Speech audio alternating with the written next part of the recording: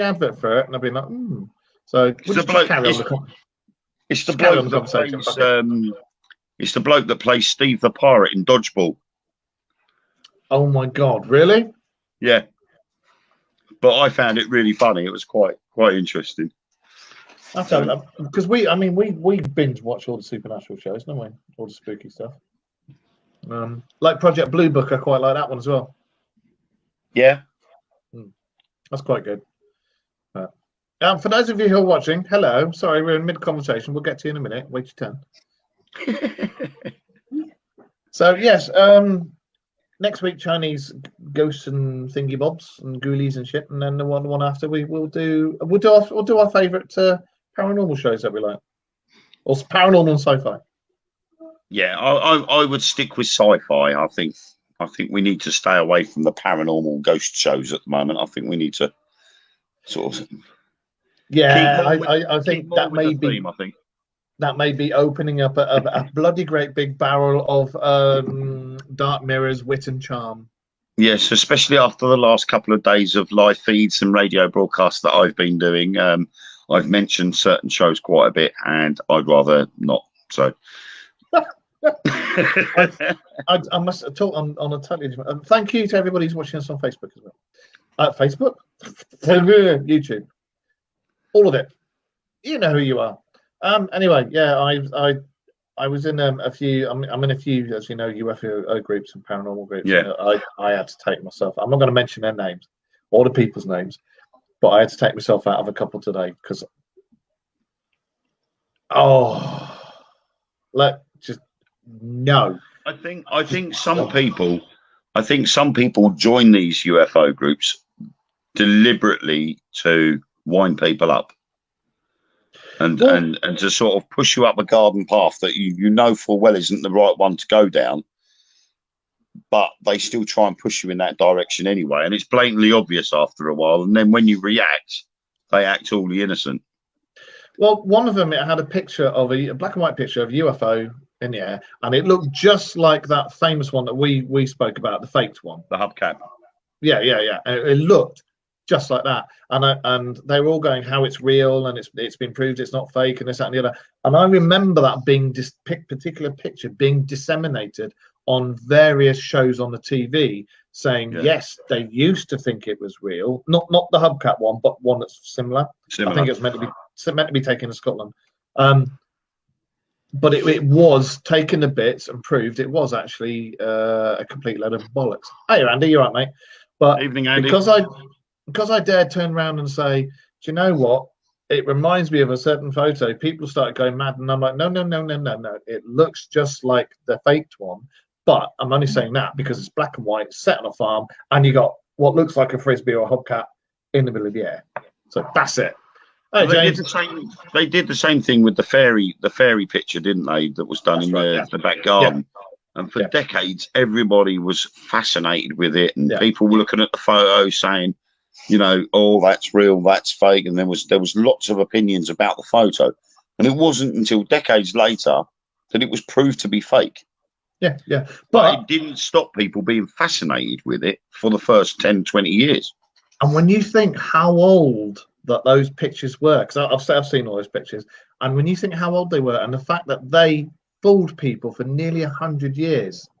Yeah, just shows how well done it was. For those of you who've just joined in, we're doing our usual ripping the Mickey out or ripping the living daylights out of stuff, not sticking to what we're supposed to be doing, which we will catch up with in a minute. But we're just talking about UFO pictures that people go, oh my God, that's amazing, and it's like, no, it's a freaking frisbee. Yeah, you know, but like very similar to the first lot of video footage that came out of the Starlink satellites being launched and them getting into formation. Everybody was going into that and going, oh my God, the aliens are coming. And you're like, oh my God, they're not. That's Starlink being put into position. And depending on how many satellites he insists on putting up there, you're going to get a ruined view of the stars because it's going to be full of Starlink going backwards and forwards across the sky. Well, it's like I don't know for those of you who keep up in the UFO news, but the last couple of weeks there was all those. I sent you some of those pictures, didn't I? And I said, "This is Starlink. What the hell?" And it was a string of satellites in a row, seen all over the world, not just over here, all over the world, and people were taking photos and going, oh my god, it's an armada. And it's like fucking Elon Musk stuff, what are you doing? And all these people are going, oh, they're gonna sleep with our food and eat our women, oh my god. There was one guy, he actually posted a very small video, because the International Space Station doesn't stay in view for long, and it takes 90 minutes for it to go right round the Earth. But this guy posted this video of the International Space Station going over, and it was at an angle where it was really, really bright. So, of course, it's flown over, and this guy's gone, oh, my God, it's got to be an alien, because there's no flashing lights on it, and I can't see these flashing lights. And next minute, this comment comes up, do you believe in UFOs? And he was like, well, I do now, because I can see this one. And the bloke turned around and went, do you actually pay any notice to the International Space Station or the NASA projects or anything like that? And he went, no. So the bloke goes and replies, check on this website, you'll find that the International Space Station will be flying over your area every hour and a half. And it was, and the bloke then posted a picture of the trajectory, the path that the International Space Station was flying, and it went right over this bloke's house.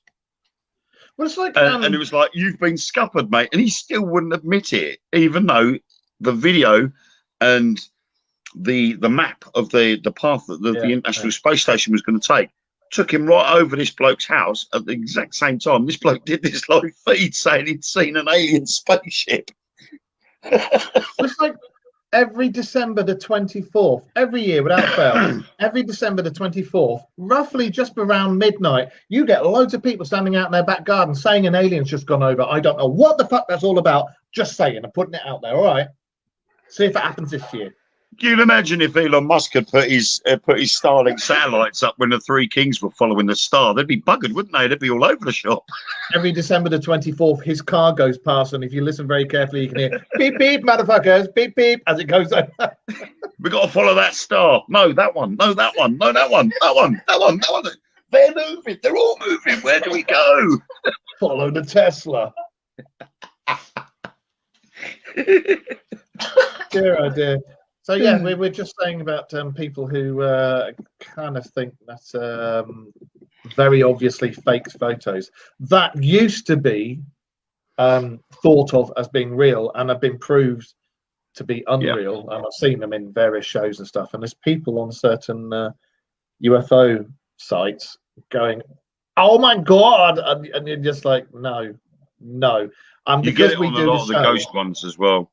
Yeah, no, exactly. And because we do the show, and because I like to feel I've got a bit of integrity and I know a little bit about what I'm talking about, I've had to take myself out of these places because it's just like I cannot put my name to anything like that. And the thing was, because people were going, well, I'm sure that's such and such, and I made the mistake of going, well, that reminds me of that picture, and people were going mad. And then because of the people who posted it, we're going, oh, no, it's real. All these other ones will go, I'm just going to put my hand up your bottom here. Oh, yes, I can see what you mean. Yes, it's definitely an alien. So I was just like, and I was just like, no, fucking no. It literally, some of these sites are run by Zig and Zag, you know? The girls, they all love me. You know what this is, don't you? That's me going in dry. Yeah. Yeah, and it's like the flat earthers as well. You know, satellite imagery clearly shows it's a sphere, not a plate. I remember one of the Flat Earth Societies when they first started coming out. I pissed one of them mightily, pissed them off, because I went on there, and I think I mentioned it in one of our shows. I put a big post on there saying about flat Earth, blah blah blah, and at the end I put, the Earth can't possibly be flat, because if it was, the cats would have knocked fucking everything off the edge. And that was it. I was the biggest bastard on the face of the earth. It's like, later bitches, you know. Yeah. Dear, oh dear, oh dear. It's crazy, isn't it? But yeah, it's amazing just how, with things like the supernatural, paranormal, any genre of it, it only takes one person to think that something that is glaringly not real is real, and then you'll get all these sycophants coming on and go, "Oh, leave him alone! It's obviously real. Oh, it's the best thing I've seen in." Get your tea, let it dry. You see that little bit of scum on the top? That's a UFO. Oh my God! So it is. You know. Jeez, I might do that later. Actually, I might throw one of the plates that we don't want, and I might throw it out in the garden and take a quick picture. You know, and go, look, I found a UFO. It's landed in my back garden. He's got a point. James has got a point there. Definitely got a point. So maybe I will take a picture of that plate and send it over to America and go, here, guys, look what I got in my back garden. You know what? Next time I come down, just let the money come in, please. Let it come in. Next time I come down and see you guys, we've got a frisbee somewhere. I will paint it in UV paint. We'll get a UV spotlight and I'll lob it, and you can take some photos. Sounds like a plan. That's pretty much what most people are doing at the moment. It's either that, or we could find half a dozen of the hubcaps that land around down our street. You know. Well, just go and find where these bloody pictures were taken. You'll find loads of the bastards lying around. They'll probably all come off my street. Well, not for not very long, because you'll be moving soon, won't you? Thank God. Yes. Yeah, we're going to have to. Now we can all start seeing each other and stuff in the summer holidays, because we don't work in the summer holidays. If it's all right with you, I'd like to come down and we need to go and do a UFO watch or something. Yeah. We could even do a live from a UFO watch. Yeah. We had that like on Saturday when we were at Dunwich filming. We actually stood on the beach, and because there's no street lights at Dunwich, it was completely clear. There was no light pollution whatsoever. Did you have clothes on this time? And will you stop it, boys out there in the sea, I can tell you. It was absolutely amazing. You could literally see cloud formations of stars rather than just individual stars. Yeah. Bless you. And it was just phenomenal. And then, of course, we started seeing moving lights and bits and bobs, and we're like, well, no, they're not UFOs. They are the satellites or the International Space Station or whatever. But truly is amazing at the likes of Dunwich. It only takes an hour to get there. Well, I'll come down some holidays. Hey, Maria. I'll have to what the fucking hell was I going to say? Yes, light pollution. You know yourself, when you sit back, like your eyes relax and you just stare up there, and if you haven't got the light pollution, you see the satellite, you can see the satellites in the stratosphere, you can see them all going over, this, that, and the other, and then you'll see the old light going like, and you go, oh, what was that? And then you watch again and you'll get a few going, and then and it makes such a difference not having that light pollution about. Yeah. But obviously, if we took a picture of that and put it up in those UFO groups, you'd have somebody going, "Oh my God, they're going to invade us!" Yeah. That must mean that Elon Musk joined in. Sorry. That must mean that Elon Musk is an alien. To be fair, I love his Teslas. So I don't care if he's an alien or not. I really like his Teslas. If you're watching, Elon. Yeah, we'd like to test drive one for life. As recommended by the Dark Mirror radio show. Tesla and bacon.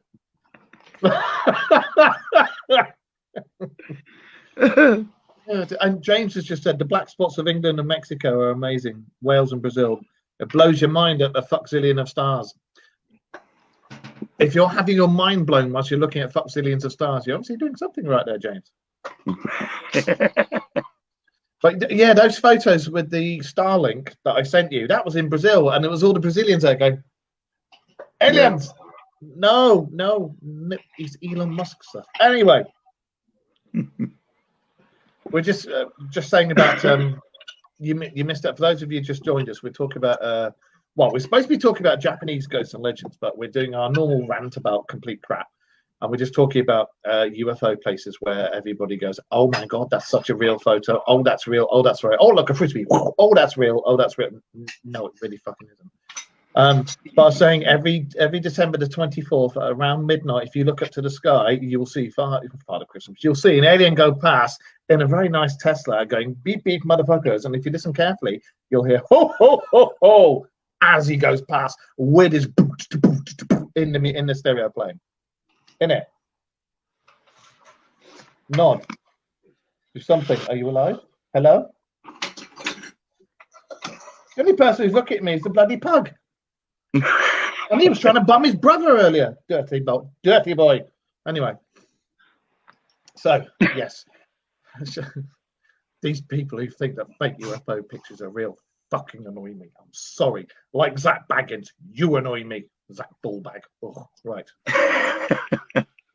Oh, yeah. And not next week, but a week after, we're going to talk about sci-fi TV shows. And I think after that, we might talk about paranormal TV shows that really get on our nipples. I think that'd be a good one. And why they get on our nipples. Or our favourite paranormal shows with the odd one that gets on our nipples. What do you think? Yeah. Yeah, why not? Yeah. Okay, so what were we talking about today? Japanese myths and legends. Yes. And when we say Japanese myths and legends, I don't mean the ones that stand on the corner going, "Me so horny, $50, big boy." Nothing to do with that. Okay. Cars. Talk about cars. What do you mean talk about cars? Toyota.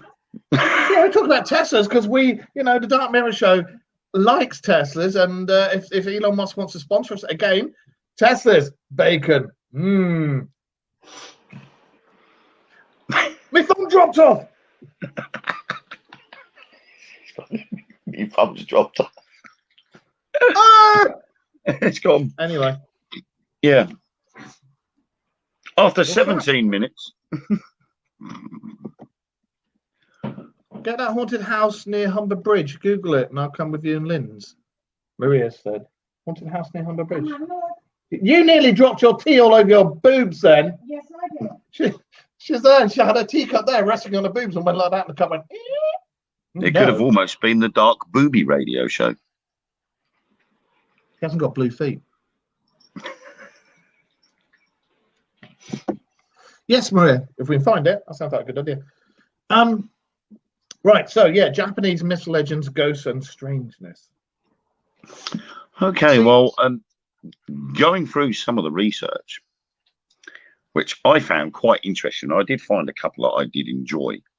And obviously, going through all the research, which I pretty well found yesterday.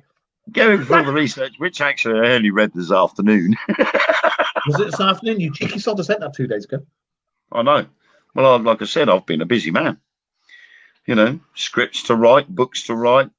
Yawn. This is what matters. Schools to ostracize. I'm going to have fun next week with schools, but never mind. That's another conversation. Do you practice magic? I'd love to. then how on earth are you going to turn a school into an ostrich? Quite easy. I'm going to go up there with a big vat of tar and a big vat of feathers, and I'm going to coat it with tar and then chuck the feathers on it. Do you know what? This is completely nothing to do with it. This is a long time ago. One of my daughters was being bullied in one of their schools. Badly bullied. And because she turned around and stood up for herself and literally picked the boy up and threw him over 2 desks because he kept coming. It was can't remember where he's from. He kept coming up behind her and pretending he was doing stuff to her. Yeah. And she kept saying to him loads of times, told teacher's like, no. And it all turned out because the guy was from a different country, they were letting him get away with it. I went in there, and the headmaster is one of those that talks down to you, talks to you like one of the kids. Bad idea with me. And he was trying to say it was all Taylor's fault for dressing provocatively. And it's like she had trousers on. She had school trousers on, school uniform on. And then he kept just like talking. In the end, I literally turned around to him and said, sit down, shut up before I push your face through your fucking desk and listen. He sat down, shut up, and listened. But I find it stupid that schools who say there's no bullying, there's no this, there's no that, there's none of the other, and they're there to help. And I'm sorry, but nothing has changed since you and I were at school. Yeah, it's still that. bullying will always be there, and you'll always get the idiot teachers who go, no, we don't have any bullying yet. If your kids turn around and stand up for themselves, they're the first ones to get done, and you're the first ones to get called in. And I'm sorry, I don't agree with that. And I found something out today, regards to schools. I know we've gone off a subject here, but I found something out today, and it was always a thing when I was at school. That you know you're not supposed to wear those netball shorts, don't you, mate? Kids would turn around to you and say, the school isn't allowed to give you an after-school detention without giving you 24 hours notice. That's right, they're supposed to, but they don't. I found out that is not actually a legal requirement. Schools do not have to give any notice of an after-school detention. And that's on the government website. Well, that's just plain wrong. Yeah, it is wrong. It is wrong because, I mean, when I got told at 1:30 this afternoon that my son was staying behind at 2:45 for an after-school detention because he didn't do the homework that he couldn't physically do,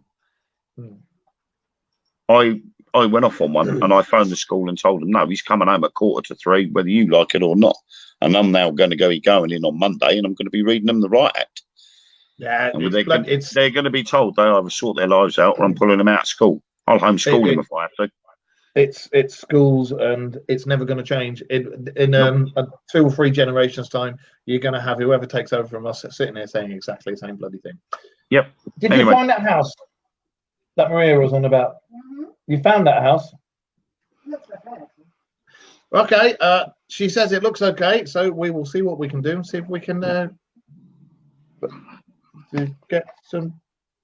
get to see it. Anyway, so Japanese. Would you like to talk about kuchisake or no?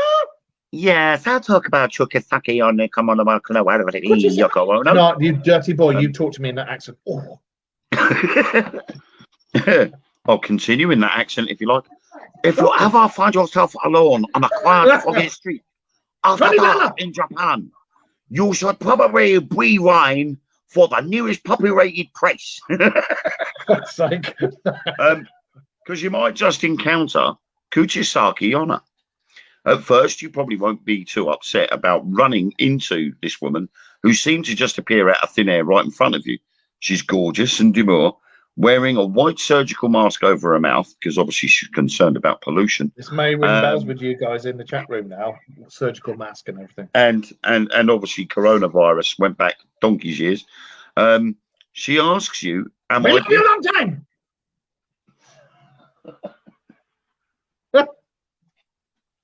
Hello. Welcome to the Doug Miller Radio Show. Oh my God. Anyway, and so of course she's wearing this white surgical mask over her mouth, and she asks you, "Am I beautiful?" You say yes because she is. She takes off her mask and you find that her mouth has been slit from ear to ear. She asks you, "How about now?" Well, then you have 3 choices, and each choice has a result. Listen carefully. If you say, actually, let's put it to the listeners. You have the 3 choices: yes, no, or maybe. If you type in the chat, yes, no, or maybe, on whether, if she asks you if she's beautiful, what would you reply? And we'll come back to that in a little bit. Yes, no, maybe.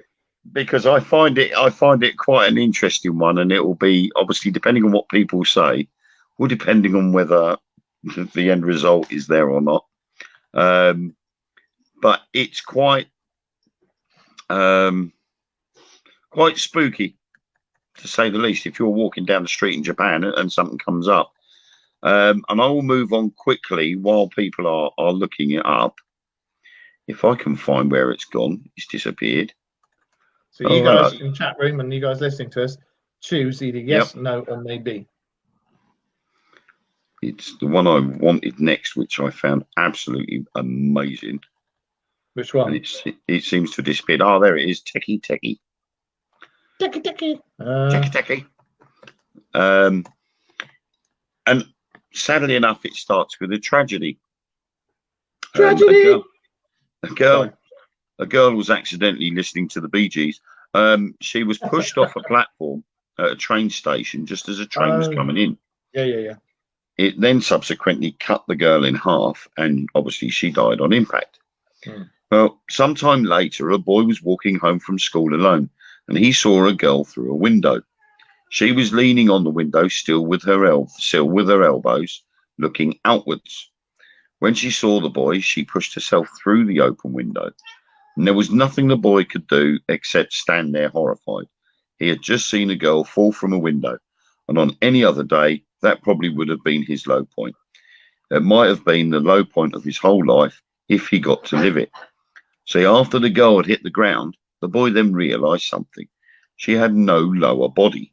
And as he was trying to process this, the girl pushes herself up with her hands, started crawling towards the boy. She was at his feet before he had time to run. He didn't even realise what she was carrying until the scythe was midway through his waist. As the two halves of his body fell to the ground, it was the sound that she made as she dragged herself towards him, tech, that he heard last. I think it's probably something to do with the dialect there. I think it probably sounds like something else. Oh, ducky. It was more like she'd be cutting off. All her intestines would be slopping along the road. It would. I'm terribly sorry there's a cat's butthole on show here right now, but can you get out of the way, love? Yeah. Well, I've got a sneaky suspicion that nobody in the chat room is actually going to reply to the first one. No, I think they've all nodded off. So, anyway, regards to the lady with the surgical mask asking if she was beautiful, your three choices were no, yes, or maybe. If you'd have said no, she would have sliced your mouth from ear to ear with a pair of scissors, giving you a beautiful smile just like hers. Yeah. If you then said yes, she allows you to leave, and you then think you've gotten off the hook.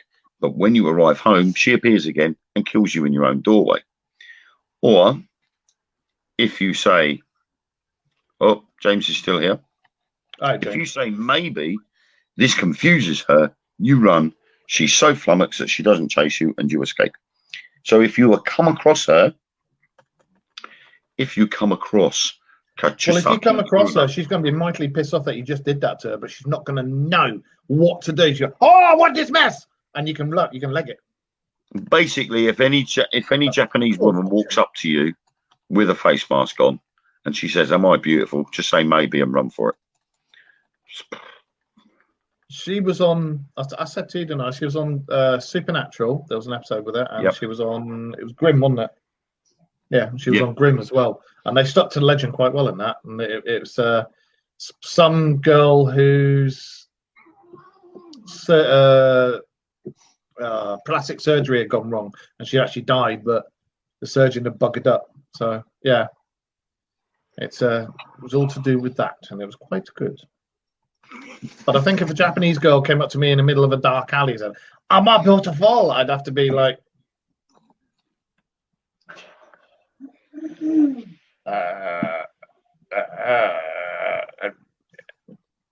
then push Wayne in front and say, deal with it, Wayne.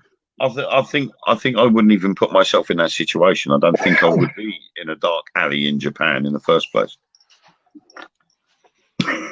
Well, yeah, to be honest, if you're down a dark alley in Japan, you're probably looking for a particular vending machine. But yes, yeah, I don't particularly like that idea. No. The girl from the Gap. And when we say the girl from the Gap, we don't mean that girl that sells you cheap clothes.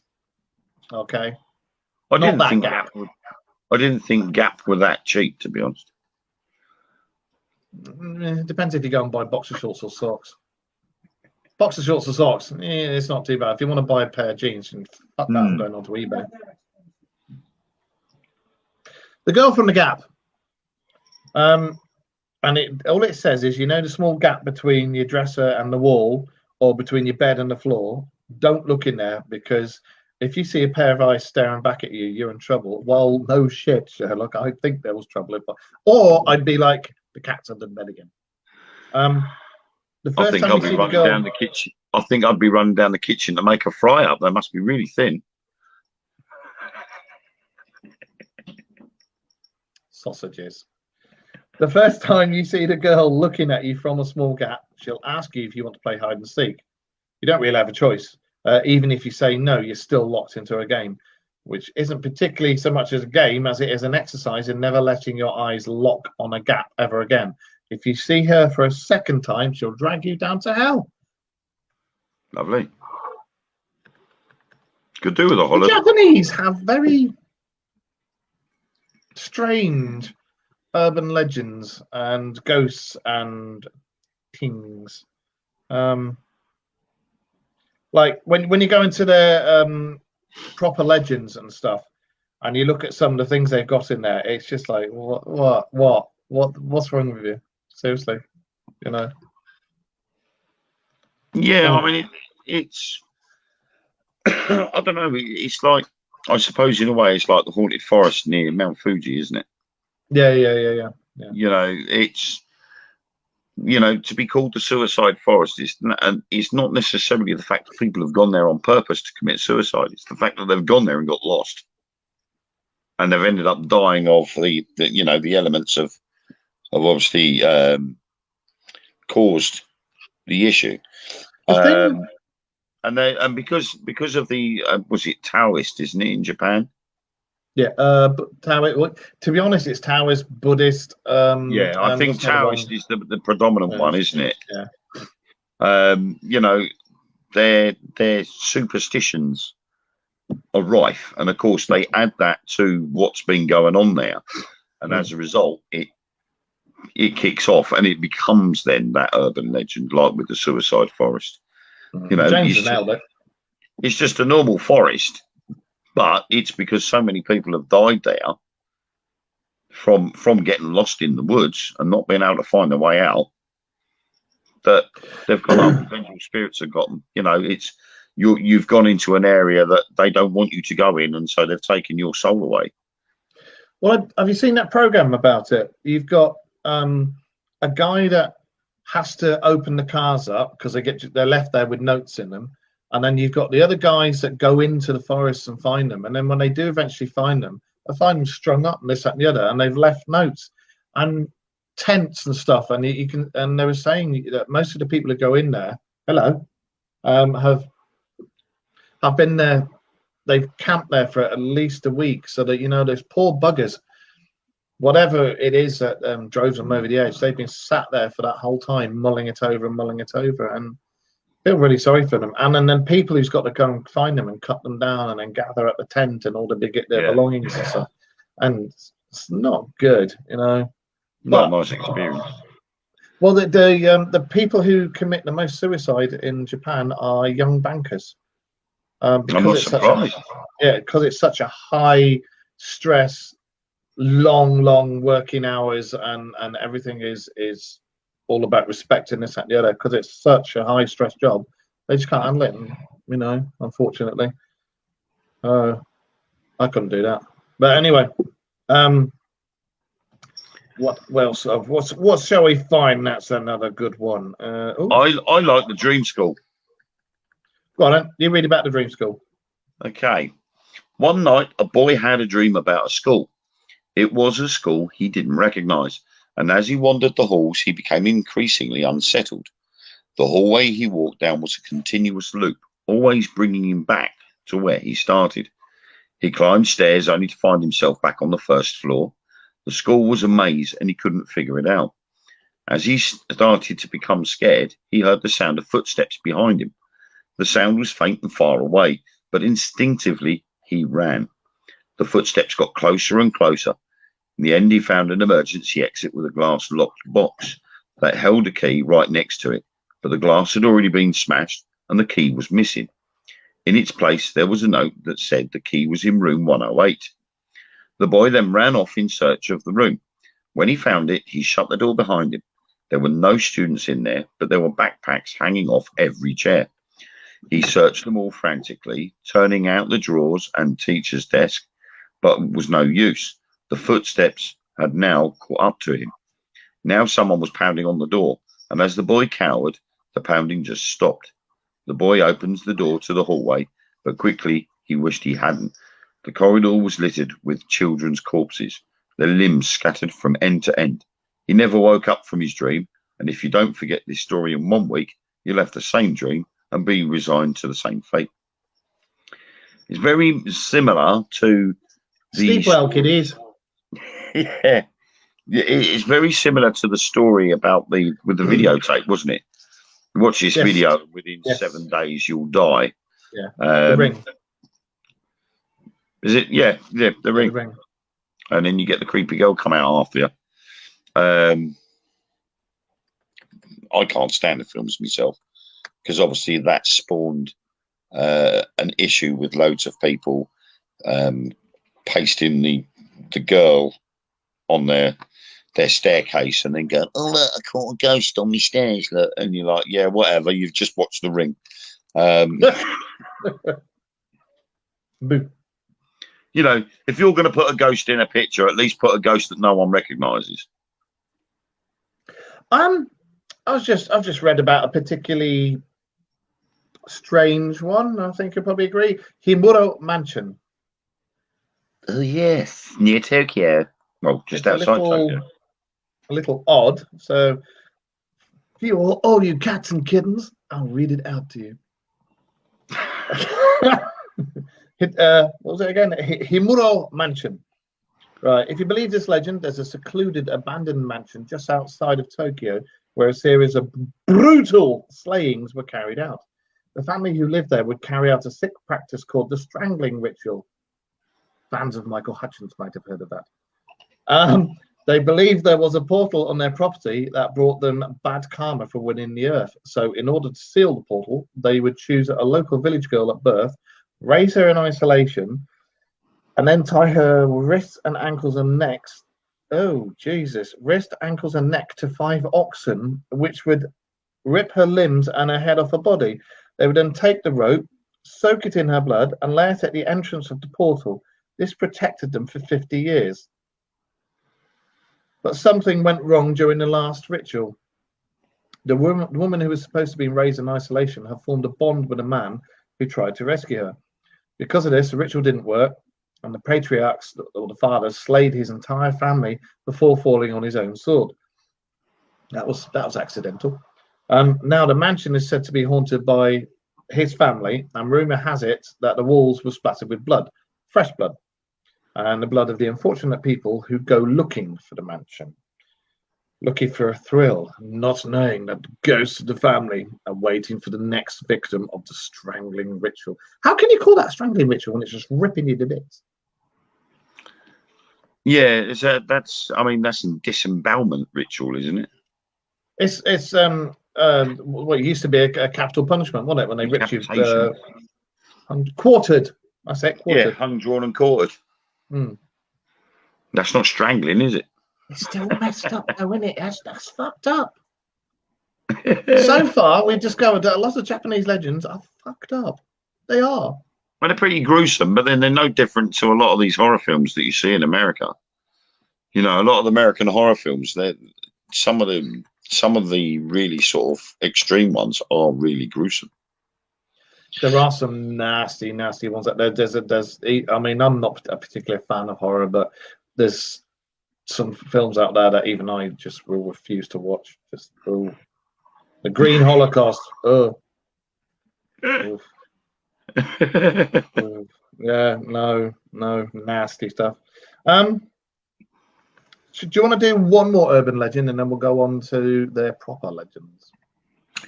Right. Well, I like the Purple Mirror, which we are the Dark Mirror. So let's read about the Purple Mirror. If you're over the age of 20, then you're lucky. It's good news. You won't be affected by this story at all. But for all the teenagers out there, think carefully about listening further. A young girl was given a mirror by her mother. The girl loved the mirror and spent much of her time staring at herself in it. The girl was desperate to be beautiful, and she developed an eating disorder trying to maintain her beautiful body and her beauty. Every time she looked into the mirror, she looked gorgeous.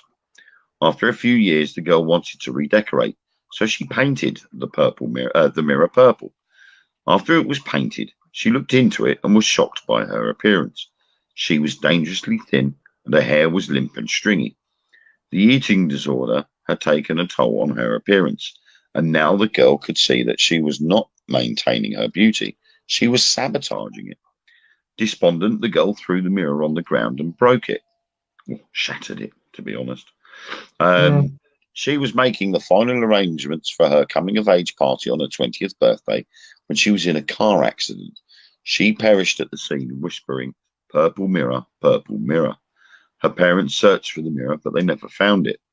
It is said that if you do not forget the phrase "purple mirror" by your 20th birthday, you too will have a similar fate as this girl in the story.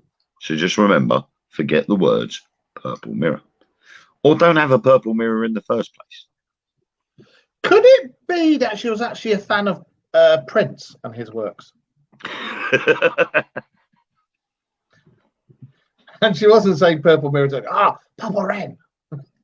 Yeah. Could have been the last song she was listening to. Could have been. So, I mean, you know, although it's a weird story and quite a strange sort of like occurrence, I can't see how that could become an urban legend, to be honest, because it's too mashed up.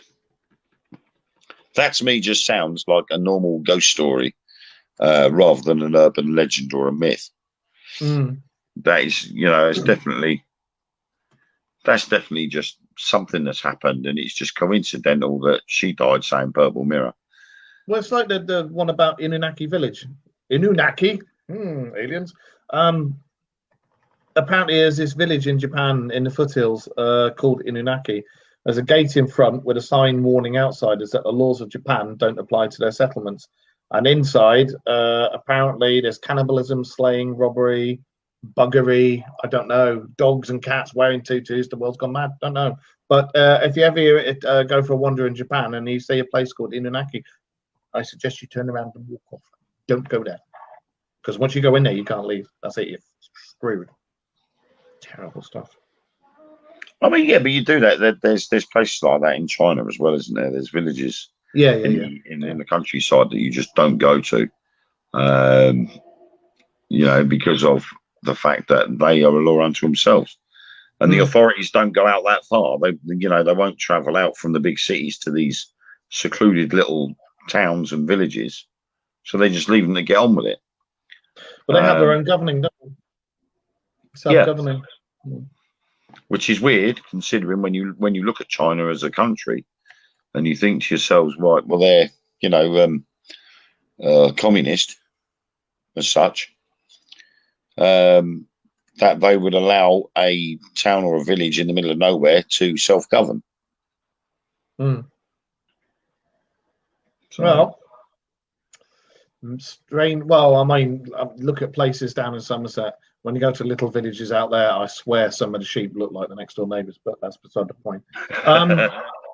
So let's move on to Japanese demons and ghosts and proper legends, the Oni demons and Yurei ghosts. So let's find a picture. What about the snow woman? Yuki Onna. Hang on, let me get to her. Because I'm only just going past Happy Yuku Bakuni. Well, if you want to stop and read one of those. Oh yeah, happy yako hako bakpikunino. Sorry. Okay, and this is a folk tale. So slightly different to the normal average ghost story. It teaches the very important lesson of not eating mermaids. No, don't. No, just so many jokes. Which end do you start? Just no. Bite your tongue. Bite your tongue. Because this relates to a little mini documentary live feed I did about mermaids actually being part of fairies. Yeah, they come into the fae culture, don't they? And I will add this, anything that's humanoid and magical are fairies.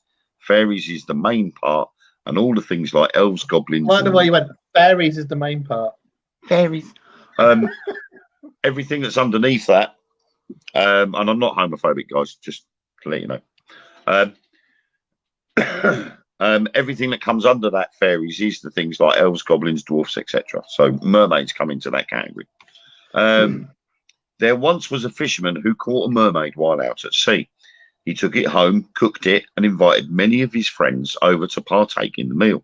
But he didn't tell them what he was cooking. and one of the guests slipped into the kitchen and saw the fish he was butchering had a woman's face. He warned the other guests not to eat it, and they all slyly slipped their servings of fish into their pockets as they ate. One man forgot to empty his pockets and throw away the fish, and when he returned home, his daughter asked for a treat. He had had too much sake, and without thinking, gave her the fish. Everything was fine until years later. She realized she was no longer aging. The woman married several times, outliving all her husbands as they grew old, and she did not. Eventually, the woman realized she could do plenty of good with all the extra time she had on earth, and she became a Buddhist nun. She dedicated her life to the cause, eventually rising through the ranks of the religion and given this story its translated title, The 800-Year Buddhist Priestess. So if you eat a mermaid, you become immortal. I think that's the message. I mean, personally, first? I wouldn't catch a mermaid. I could never. People who catch mermaids and kill them and eat them, no. Wrong. If you're going to eat a mermaid, that just brings in a whole new kettle of fish and a whole load of new jokes. But we're not going to do that. Not now. We're not going to talk about eating mermaids. It would be fishy, but that's beside the point. Would there be a new interest in eating breast then? That interest has never died. Because when I eat chicken, I have nothing but breast. So if I was going to eat a mermaid, I'd probably do the same thing. I've got one for you. If you're going to eat a mermaid and you're eating down there, does that mean you're eating a cat? Does that mean you're eating a catfish? Oh God, the parson's nose. I clearly walked in the room at the wrong time.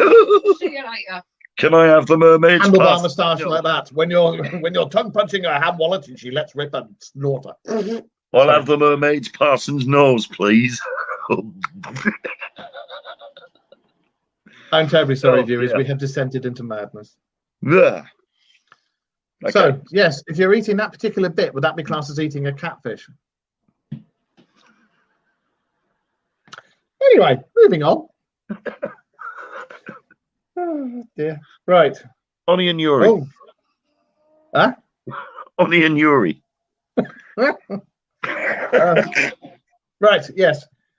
Do I talk about Yuki Onna or Kiyohima? Kiyohima.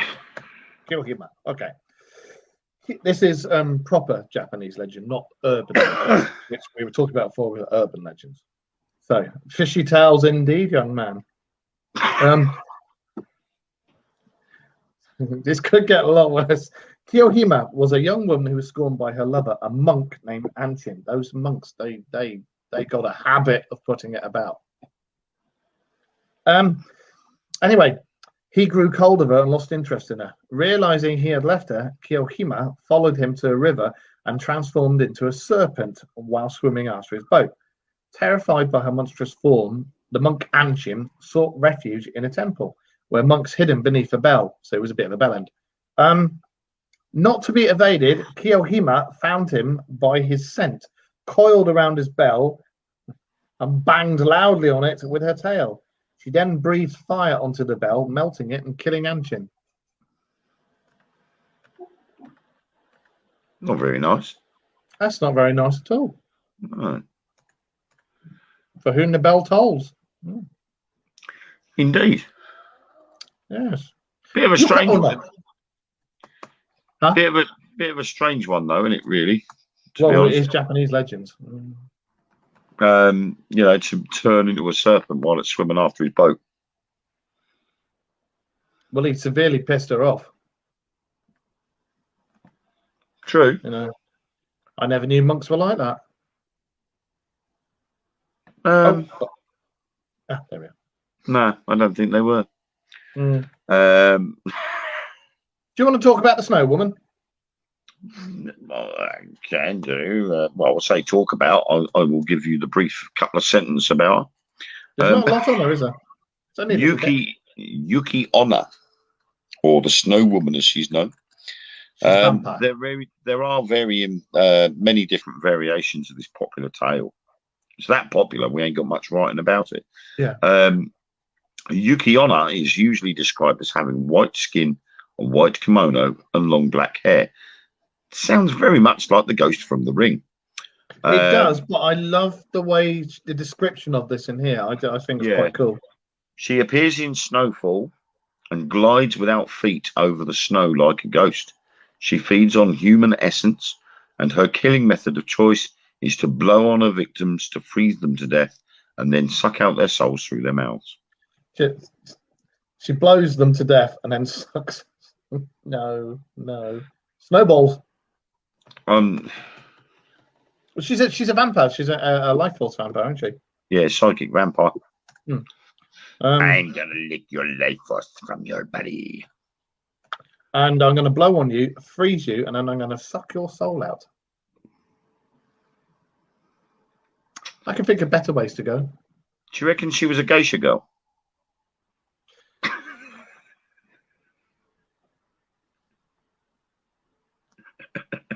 Well, looking at the picture, I don't know if you can see the pictures. Hang on.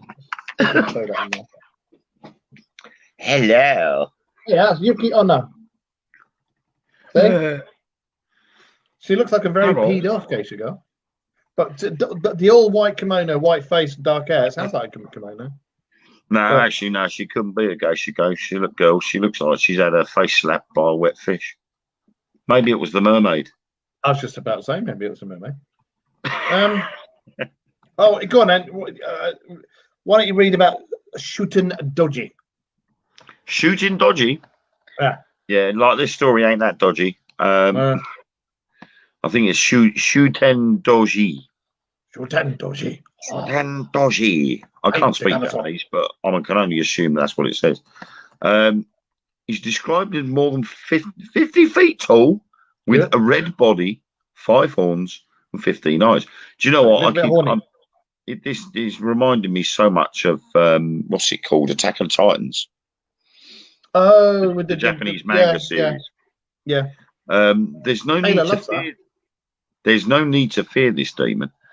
In a legend from the medieval period, warriors Reiko and Hoshol infiltrated the Shuten Doji's lair disguised as Yamabushi, or mountain priests, to free some kidnapped women.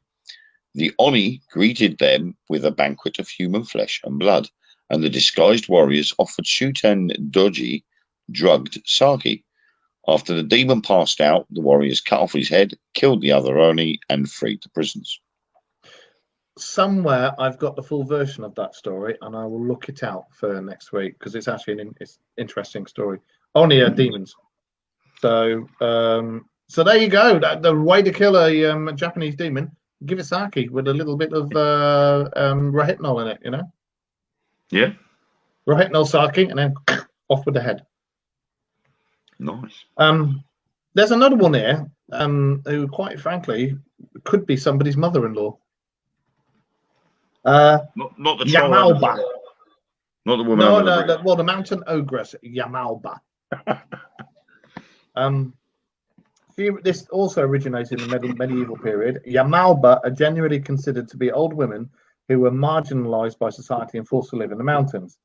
But they also have a penchant for eating human flesh. Among many tales, there is one of a Yalba who offers shelter to a young woman who's about to give birth while secretly planning to eat her baby. And another of a Yalba who goes to village homes to eat children while their mothers are away.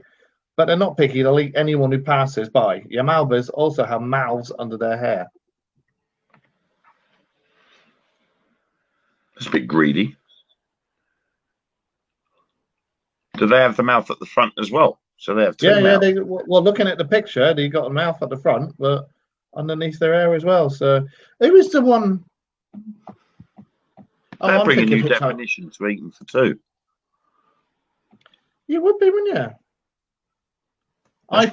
That's just plain greedy. Personally, I think that was, you know, when you get like the old village witch and stuff, and then people go, "Oh no," and they chuck them out the village and stuff, as they did in European type medieval times.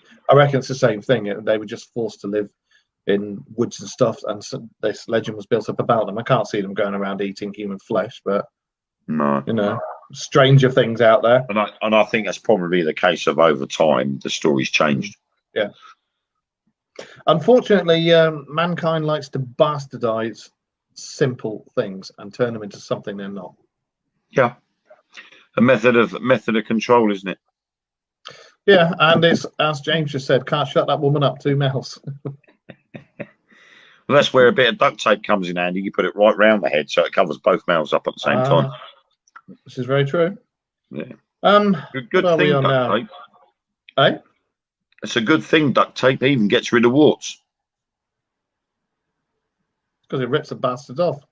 No, apparently if you cover a wart with duct tape for 24 hours, the wart can't breathe and it drops out. Have you been testing it on your bollocks again? No, apparently, well, Ethan's got a wart on his thumb. So we've been trying it with him, but we keep forgetting to administer it. I was going to say, try it and see if it works.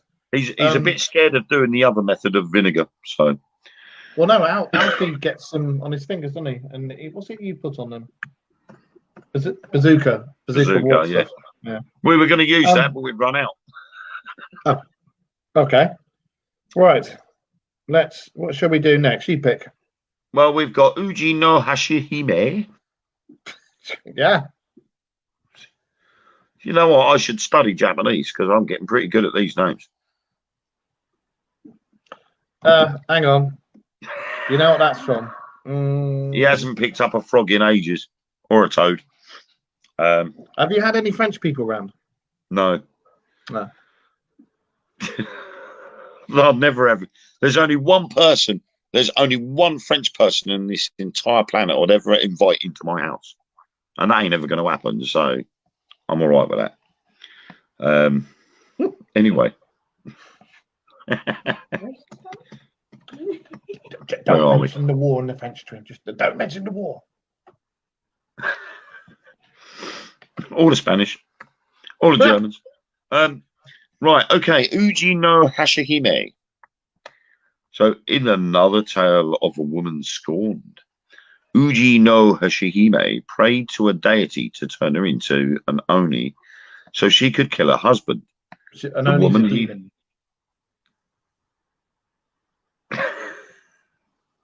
Oh, God. It started. God. It started. What have you done, Wayne?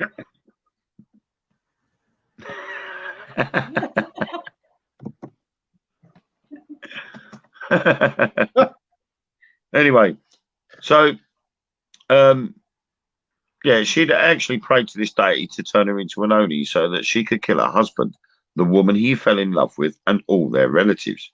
To accomplish this, she bathed in the Uji River for 21 days, divided her hair into 5 horns, painted her body red with vermilion, and went on a legendary killing spree. Besides her intended victims, anyone who saw her instantly died of fear. Shit. I don't think that was a case of the deity turned her into the Oni. I just personally think she went nuts. She covered herself in red clay, turned her hair into horns with the clay, and then just went on a killing spree and just killed anybody who got in her way. Yeah, it sounds like she flipped the fuck out. She just lost the plot. Yeah. You got the Tenju there. I'm just looking to see, because what time is it? We'll do a couple more. Tenju. All right, Tenju. Tenju are impish mountain goblins that play tricks on people. Featured in countless folktales and considered purely evil until about the 14th century. So whatever happened in the 14th century to change people's minds, I don't know. They were originally depicted as bird-like with wings and beaks. Wings and beaks. Although now the beak is often replaced with a comically large nose. They are known to lead people away from Buddhism, tie priests to tall trees and towers, start fires in temples, and kidnap children. Many legends say the Tengu were hypocritical priests who must now live the rest of their lives as mountain goblins as punishment. Locals made offerings to the Tengu to avoid their mischief, and there are still festivals in Japan dedicated to them today. And the Japanese also have the Festival of the Penis each year as well. Lovely. Mm. So there you go. These priests and monks seem to get up to all sorts of things over there. Bit of dark, sordid secrets going on here, isn't there? I think there was a bit of naughty goings on all over there. Hello, can I help you? Thank you. What's this one? How does Oiwa? Oiwa. Oiwa. I like the sound of that one actually. That one again is a nice revenge story. The Oiwa. Yeah, the Oiwa. Right. A revenge story made popular by the famous kabuki drama Yotsuya Kaidan. Have you ever seen kabuki? No. It's that kabuki. That's the shadow theater, isn't it? No, it's where they wear the masks and they're on stage and they go Toyo! And they do all that dong dong dong dong dong dong dong, and they wear all different masks and go Toyo! And stuff like that. Okay. Anyway, Oiwa was married to a Ronin master-class samurai named Yemon. He went to marry a rich local's daughter who had fallen in love with him, and in order to end their marriage, Oiwa was sent a poisoned medicine. Though the poison failed to kill her, she became horribly disfigured, causing her hair to fall out and her left eye to droop. Upon learning of her disfigurement and betrayal, she accidentally killed herself on a sword. Her ghostly, deformed face appeared everywhere to haunt Yemon. It even appeared in place of his new bride's face, which caused Yemon to accidentally behead her. Oiwa's spirit followed him relentlessly to the point where he welcomed death. That sounds like cyanide. I think it's cyanide because it's a heavy metal, and it causes faces. If you don't kill it, it can melt. Like your bones and everything. So what's one side will droop and this, that, and the other. A lot of the Nazi officers had the cyanide capsules that they were supposed to take, and some of them would crunch down on it, and it didn't work after time, and it literally melted their bones and disfigured them and stuff. That sounds very, very much like that. That was some form of cyanide with the hair dropping out and the face drooping. Yeah. Either way, I'm not surprised you're pissed off. No, it's nothing like a woman scorned. Yeah, and the Japanese seem to, he's got it. James has just said the no masks. Amazing how fast they change. That was at Kabuki Theatre. They lit, really good. Revenge spirits. I love justice in this world or the next. Yes. What shall we finish with? The Demon at Aggie Bridge. Shall we? Shall we, everybody? Shall we? Yes. Okay. This story begins as so many horror stories do, with an overly confident man who boasted to his friends that he did not fear to cross Aggie Bridge, or the demon rumored to reside there, as only demons are known for their ability to shapeshift. The demon at Aggie Bridge appeared to the man as an abandoned woman. As soon as she caught the young man's eye, she transformed back into a 9-foot-tall, green-skinned monster and chased after him. But unable to catch the man, the demon later changed into the form of the man's brother and knocked at his door late one night. The demon was let into the house and, after a struggle, bit off the man's head, held it up and danced with it before his family, and then vanished. Fuck you, boink. Nice of her. Yeah. Yeah. So, because he said he wasn't scared of crossing the bridge. Yeah. What was that tale that used to be about when we were kids? It was the Billy Goat Gruff, wasn't it? Yeah. Trip trap, you can't cross my bridge. Who's that crossing my bridge? And this, that, and the other. Well, it definitely wasn't that bloke crossing the bridge anymore, was it? He had his fucking head bit off. He won't be crossing no more bridges. No, he bloody won't. Oh, hang on, here's the last one for you. Do you want to read it then? Red Cloak, Aka Manto. That's a nice one to finish on. Oh, the Akamanto. Akamanto. With a demon for just about everything, why shouldn't the Japanese have a few of their bathrooms? They have shitloads of demons for their bathrooms. Yeah, we have actually bypassed a couple that were up on this previously. So we did mention a couple last week. Yes. The Akamanto, one of the more popular demons, hides in women's bathrooms. In one version of the story, Akamanto asks women if they would like a red cloak or a blue cloak. If the woman answers red, Akamanto tears the flesh from her back to make it appear she is wearing a red cloak. If she answers blue, then he strangles her to death. Unfortunately, if you encounter Akamanto, there may be no escaping. Some versions of the story say if you don't answer or if you pick a different colour, he will immediately drag you to hell. So, bit of a bastard then. Seems a bit familiar to me. Red pill or blue pill? Are we in the Matrix? Does a little bit. Well, there you have it. Japan is full of revenge, and women are demons, apparently. Monks are horny and randy. That seems to be medieval Japan in a nutshell, really. Japan seems to be a very vengeful nation, don't they? Well, they used to be when it was all full of pride and the shoguns, and you had to do this and you had to do that. Well, I mean, it was the samurai, weren't they? They were like a very proud sort of organisational group, wasn't it? So, well, yeah. If the samurai died, that's when they became Ronin, and then ninjutsu started as a way of hiring out samurai mercenaries. yes. Yes, that was, to be honest, when I was doing the research this week, that was some of the more palatable stories that I thought we could talk about. There's quite a few on there that when you read them, you were just like, no. Yeah, I mean, obviously, without getting too grotesque, there are quite a lot of very gruesome tales out there. And I think, to be honest, most societies have gruesome stories. You go into Norse mythology, you look into Norse mythology itself and actually look at some of the stories that are in there. They're not the sort of stories you tell kids. No. Well, look at the Blood Eagle. Disgusting. Yeah. Actually, if you play Assassin's Creed Valhalla, one of the storylines you go down, you see the Blood Eagle. And it's quite... Ooh. I'm still trying to get over Star Wars Squadrons in VR. I haven't played that yet. Is that any good? I played it for an hour and it almost made me sick. Did you have the headset on?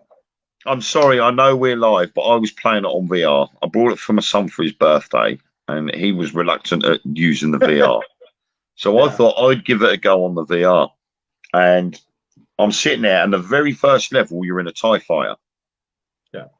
And you sit inside the TIE fighter. You have to start up and get all the starting sequence done and get your radar going and you get your guns charged and everything. And you have to follow your captain out of the hangar. And I'm sitting there, I'm waiting for the order to leave. And I thought, God, this ain't too bad. I'm looking up and I'm looking to my side. And everywhere I looked was the inside of a TIE fighter. Yeah. So I thought, right. And I looked behind me. I turned around and looked, and there was the seat behind me. Yeah, the new TIE fighters, you got a rear gun up. And I'm like, oh my God, I can actually see the seat behind me. Yeah. Thought, right, okay, so I did the first mission. Second mission, I was in an X-Wing. And this totally blew my mind and then threw me for six. And that was what made me ill. All the stars and everything going. I'm sitting there. We're in space. We've got planets in front of us. And we're looking for these Star Destroyers. And we launch off and the canopies come down. We've launched off and we're into space. And as we're cruising along, I looked out to my left and you could to my right, and you could see the wing with the blaster on the end. Yeah. Looked out to the left window, wing. There's your cannon on the end. Then all of a sudden, behind you, the leader goes attack formation. So I looked out the left and I saw the wings go like that, and I'm like, oh my God, this is so cool. Then I thought I'll test the VR and see whether I can actually look underneath the X-Wing. So I leant over right to the edge of where the canopy window was, and I looked down and I could see underneath me. I could see below the X-Wing, and I'm like, What's nah, system down? that is mental. PlayStation 4. Oh no, we have got posted. Yeah. It was unbelievable. I just couldn't believe it. And after a while of doing that second mission, I'm flying around all over the place. I'm flipping upside down. My head is telling me I should be upside down, but my body's going, you're still sitting the right way up. Next minute, and I'm like, no, I'm going to have to stop this. I'm feeling a bit. I'm going to fire up. I'm coming off of this now. Because I've been looking at getting that for myself. Yeah, that's right. TIE Fighter twin ion engines. I got it from Tesco's, 15 quid. But obviously, you have to have the VR set to go with it. That's not bad. I've got something to show you before you disappear. Hang on, because you know I'm a Star Wars nut. I'll show you something. It's quite rare, this one.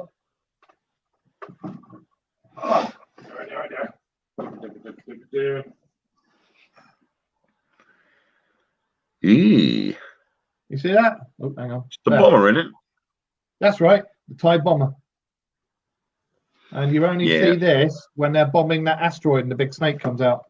Yeah, in the New Hope. Yeah. I wanted to get one of those when they first came out, and my mum got me the Millennium Falcon instead. Well, if you look, hang on, if you look.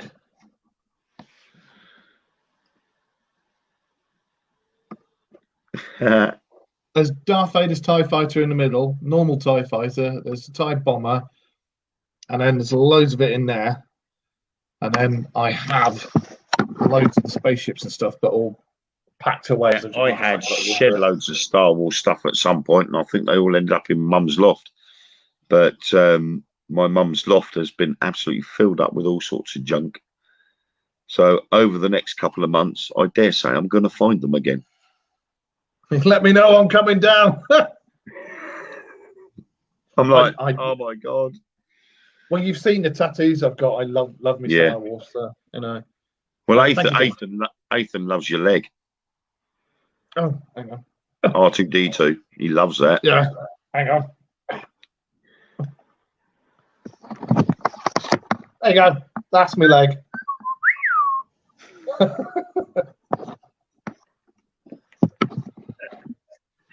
You've seen it first on the Dog Mirror Radio Show. It's the talking leg. It normally, if you get it wet, it farts. Anyway. It does. If you get it wet, because I go swimming with my leg on and stuff, and when the walk from the pool to the changing room, you go. And everybody just goes, "Oh." Everybody's looking around, going, "Oh, who was that?" Sounds like my ex walking down the road, you know. On that note, becoming full cyborg bit by bit. What was I going to say? Right. We are back on Sunday with the rear view mirror, and this time I hope it won't be a big cock up because Taylor's home now. She's upstairs, gone to bed with Finley, but Taylor's home now. And with any luck, next week you'll have the theme tune sorted. Yes, I may have to change the thing because I have no bloody idea how you can get the theme tune onto this. Right. Yeah. Sam, the director at Truth Beyond Paranormal, she's paid for StreamYard, so she's able to actually put the 30-second countdown in. Which actually allows her to play whatever music she wants to put on there. So do you play it through the laptop or? I think she's used the Truth Beyond Paranormal logo, but she's used the music of their choice, you know, the collection that they've got, rather than a specific theme tune. The only other way you could do it, I suppose, would maybe doing it through the Facebook Live rather than StreamYard. Because obviously this links direct to Facebook anyway. That's right. So maybe you'd be able to do it through Facebook and do the live through Facebook and actually play the thing beforehand. I will have to have a tester over the weekend and see what we can do. Yeah. Anyway, thank you all for watching, and thank you for watching over on YouTube. We, as I say, we'll be back on Sunday with the Rearview Mirror with myself and Taylor. This young man, what are your shows that are coming up next week? Blimey. Yeah. Yeah. We're hoping that the latest episode of Truth Beyond Paranormal will be up and running by then.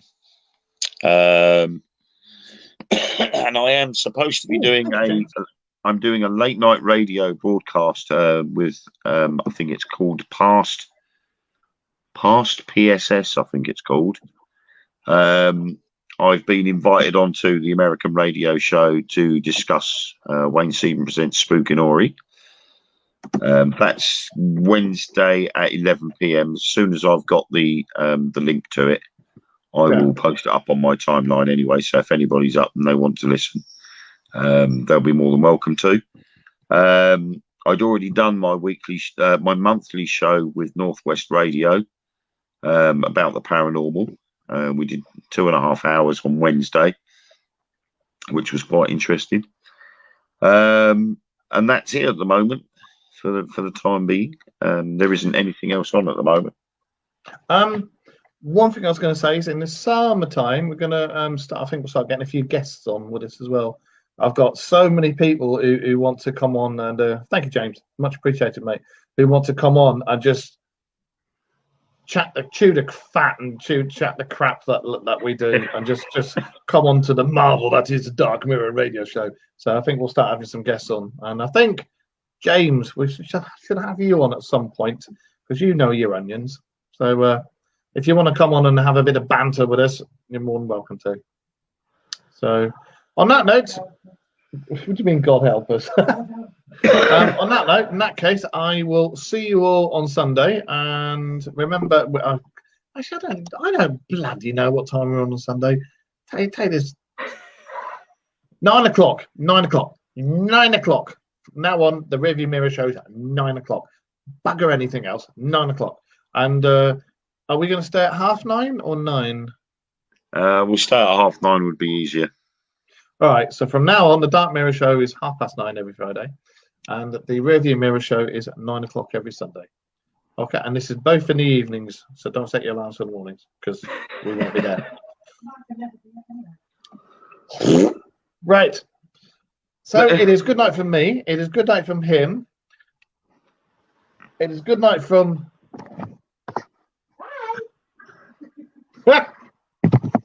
I did it! Yeah. Right, we will see you all anon. Thank you for listening, guys, and much appreciated. Bye. Bye.